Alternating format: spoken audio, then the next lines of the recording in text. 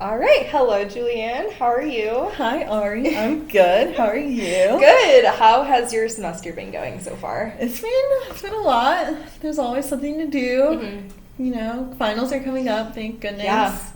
Um, I'm ready for a break though. you're ready for a break. I Yeah. bet. I bet. Well, you're so close to being done, and I'm Yes. really proud of you for getting through everything. Oh, thank you. I really appreciate Yeah. that. So, what did you want to talk about today in our session? So today I really wanted to talk about taking my blood pressure. So Okay. when I go to the doctor, my blood pressure is always like extremely high, and it's Mhm. usually because I'm anxious about going to the doctor, Mm-hmm. but I'm already anxious to begin with.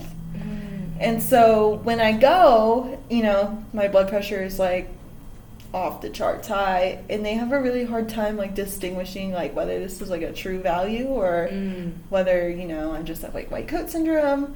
And I think it wouldn't be such a big deal if my dad wasn't diagnosed with high blood pressure at such a young age. He was diagnosed when he was 18. So my doctor really wants me to practice taking my blood pressure on my own so I can get a good reading, and at least, figure out if it's high. If it's high, we can do something about it. If it's not high, like, that's great. But, like, right now, nobody really knows. Yeah. Because I'm just so anxious about taking it. Okay, yeah. So there's definitely, I'm hearing there's like a few things going on. Like you have, some anxiety already, and then going into the doctor might make it even worse. Yeah. And then you're also just concerned because your dad has a history of high blood pressure, so you're kind of just like wondering what's going on. I just kind of want to thing. be proactive, too. Yeah. Like, I know the younger I treat it, the better off I'm going to be in the long run. I don't want there to Right. be any, like, damage to my organs because of high blood pressure. Yeah. I still don't I think I'm too young to worry about that, but I know it's something that, I should think about. Yeah, no, you definitely realize like the impact that high blood pressure can have on you in the long run, and like you said, even though you're young, you want to get ahead of it. Yeah. So that's really great that you realize that and you're taking control of your health. So I'm yeah, trying. yeah. So what are some of the benefits you could see to keeping your blood pressure maybe more like in control? I think I would feel better. I feel like maybe I'd be like less anxious or Okay. like less sweaty. I don't know. I feel like just my body's like working on overtime. Yeah. I also think that I would just have a better understanding of like where my health really truly is at, and I Okay. would know, whether like my birth control or any other medications were having some kind of like factor on this as well. Okay, yeah. So overall, just interactions with medication, and you feel like your body's kind of on overdrive, which might be maybe hindering you in other points in your life too, if your body is always on like that overdrive mode. Yeah. Yeah. It's Okay. exhausting. Yeah, I bet that sounds like that is something that could be helped if it was more under control. So Yeah. so what are like some of the worst parts about, like, I mean, you kind of mentioned it, but like Taking my blood pressure? yeah, Okay. going into the doctor and So taking it. the things that I really don't like about taking my blood pressure Mhm. is that when the clamp or when it like squeezes, Yeah. it feels like it's just like too tight. Mhm. And then also the machines tend to beep, and I don't like that. So I feel like when it squeezes and then the beeping all at the same time, I just get like Yeah. extra anxious. Right.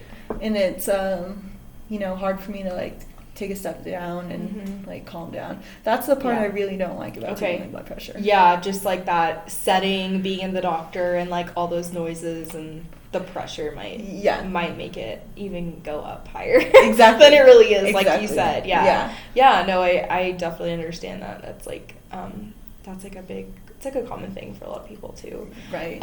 So then how do you think your life would be better in the long run? Not just like now, but in the long run, if your blood pressure was more in control. Under control. Mhm. I think I'd just be healthier. Yeah. I think, I might live longer. Mhm.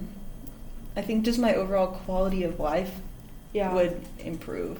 Okay. I think it would just, especially as like I want to have kids and stuff like that. Like, I don't want blood pressure to be like one of the issues like during pregnancy. So I really just want to have everything under control so I can take care of myself like the best I can. Yeah, so you just don't want to have to like have high blood pressure is something you have to worry about, like especially in critical points in your life, like when you're pregnant and things like that.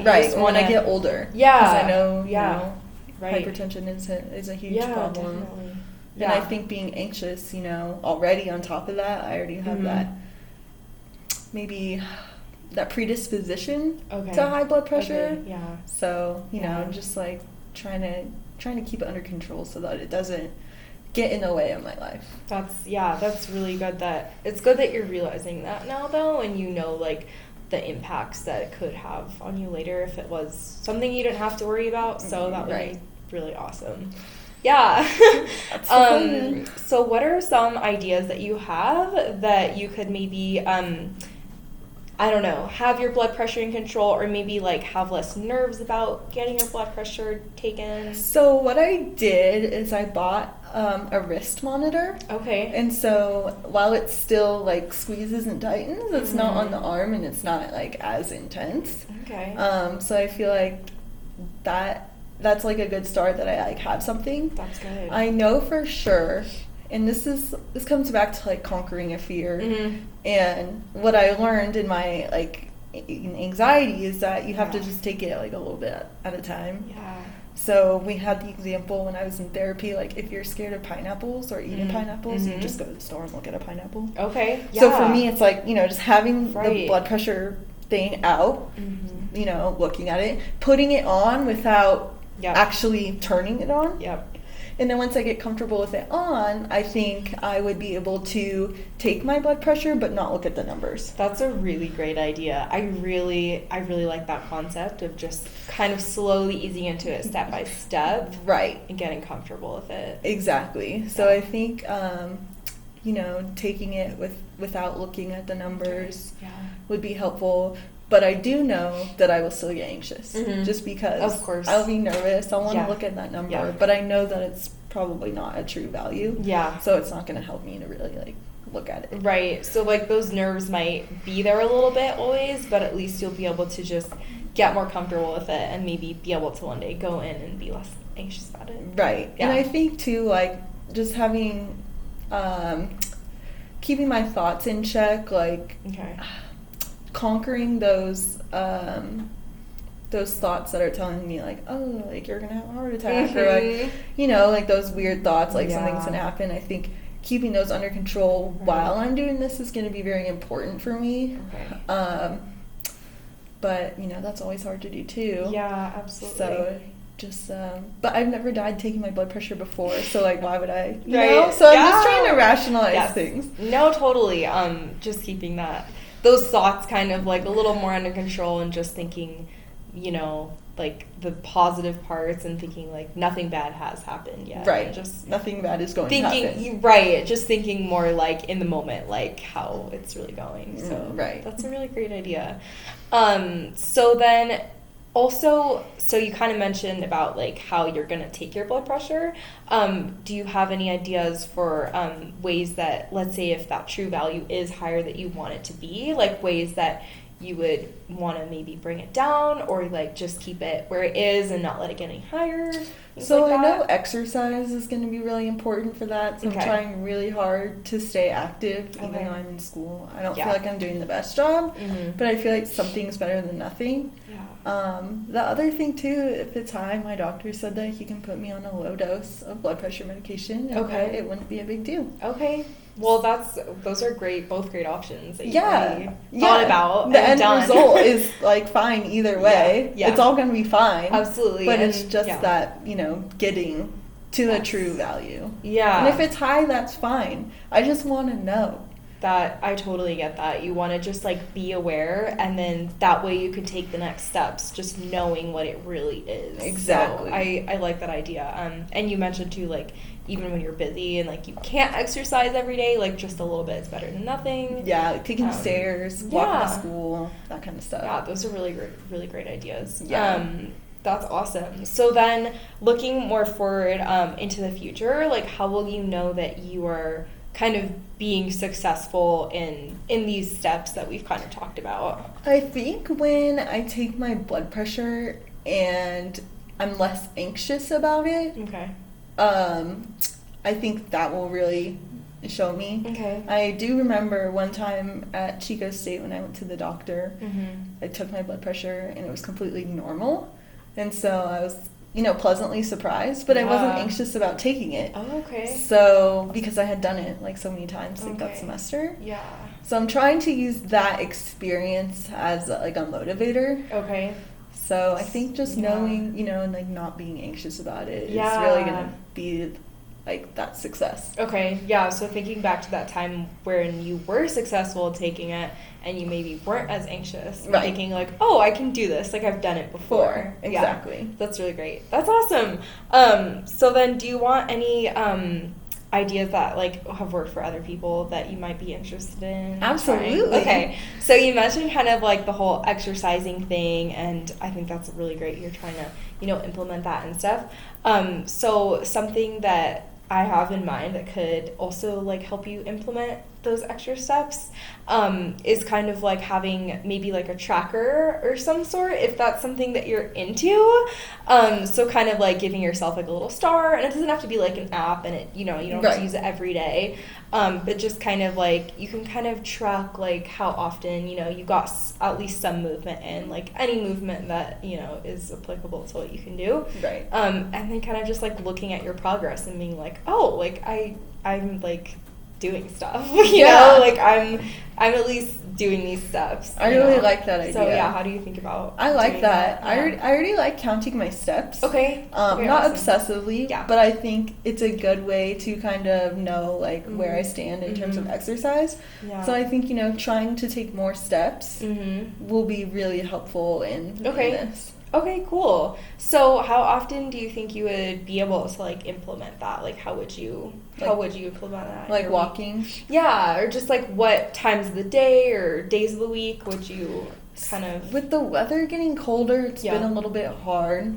But I know next week for sure for Thanksgiving, I'm going to start by going on like 20-minute walks every day with my dog. Nice. So I feel like it's a good start. Yeah. And then when I'm in school, just like try as often as I can to walk to school, to walk home from school, to walk around school, and even to like the days that like I'm sitting on my butt and studying, maybe taking a 10 or 15-minute walk wouldn't hurt me, you know, just to like get some movement. Okay, that's awesome. So you already said like during Thanksgiving you're gonna take your walk, and then during times when you're busy just trying to walk around school or maybe taking breaks and just kind of getting up and walking. Exactly. So yeah. What like potential barriers could you see getting in the way of kind of sticking to this? Getting lazy in terms of like not wanting to stop homework to walk. Okay. But I think that doing that would be honestly like a stress reliever as well. So I need to look at it as like this is something you need to do. Okay. It's like a must. Okay. Like brushing your teeth, like so I need to incorporate it into my daily routine like that. Yeah, thinking of it maybe like as not an option. It's a like, requirement. I have to do it. Yeah, for your health. This is absolutely just a normal part of like getting ready for the day or you know. That's really great. So how confident on a scale of 1 to 10 do you think that you can just kind of like keep being successful for the future and kind of keep making this as like a long-term goal? I think I can do that. Yeah. I think it's really important that I do that. Okay. On a scale of 1 to 10, right now I'm at about a 7. Okay. Because I know it's something that I can do, but it's more of like with finals and the cold weather, like, just I need a backup plan for those days that like maybe I can't get outside. Okay. We have a gym at my apartment complex, so like getting on the treadmill for 15 minutes would be just as beneficial. Right. So like when the weather gets colder, just thinking of different options that could keep your motivation high and keep you kind of going. So then what kind of ideas do you have that when it's harder to really get those steps in that you could implement that would make that confidence like at a higher number?